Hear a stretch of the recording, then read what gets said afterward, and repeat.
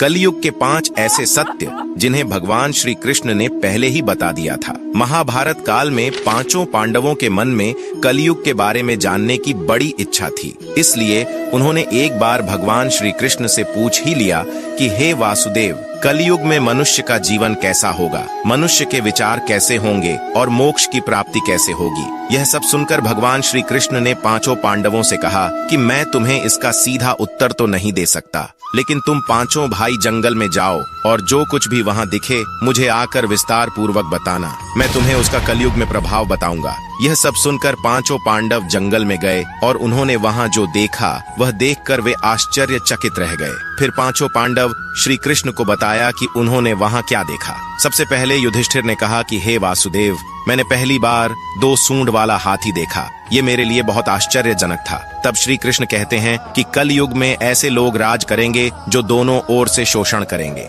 कहेंगे कुछ और करेंगे कुछ और, मन में कुछ और होगा और कर्म कुछ और ही करेंगे। ऐसे ही लोगों का कलयुग में राज होगा। उसके बाद अर्जुन ने कहा कि हे वासुदेव, मैंने जो देखा वह तो इससे भी आश्चर्यजनक था। मैंने एक पक्षी देखा जिसके पंख पर वेद लिखे थे, लेकिन वह मांस खा रही थी। तब श्री कृष्ण बताते हैं कि कलयुग में ऐसे लोग रहेंगे जो बड़े ज्ञानी कहलाएंगे, वे ज्ञान की चर्चा तो करेंगे लेकिन उनका आचरण राक्षसों जैसा होगा। कलयुग के मनुष्य धन और संपत्ति के लोभी होंगे, भले ही उनके पास कितना भी ज्ञान क्यों ना हो। उसके बाद भीम ने कहा कि एक गाय अपने बछड़े को इतना चाटती है कि बछड़ा लहू लोहान हो जाता है। तब श्री कृष्ण कहते हैं कि कलयुग में माँ के बच्चों की प्रति ममता इतनी बढ़ जाएगी कि उन्हें अपने विकास का अवसर ही नहीं मिलेगा, जिसके कारण मोह माया में पड़कर वे बर्बाद हो जाएंगे। इसके अलावा जब किसी का बेटा घर छोड़कर साधु बनेगा तो हजारों लोग उसके दर्शन करने जाएंगे, लेकिन जब खुद का बेटा साधु बनेगा तो वे रोएंगे कि मेरे बेटे का क्या होगा।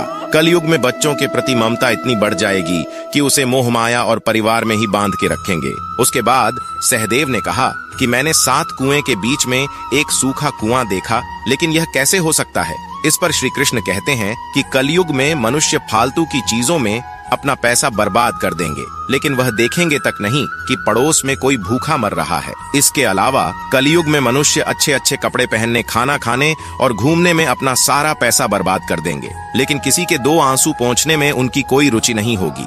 इसके बाद नकुल ने कहा कि एक चट्टान सभी पेड़ पौधे को तोड़ रहा था, लेकिन वह एक छोटे से पौधे पर टकराकर रुक जाता है। इस पर श्री कृष्ण कहते हैं कि कल युग में लोगों का जीवन पतन हो जाएगा। ऐसे में हरि नाम का एक छोटा सा शब्द उस पतन को रोक पाएगा।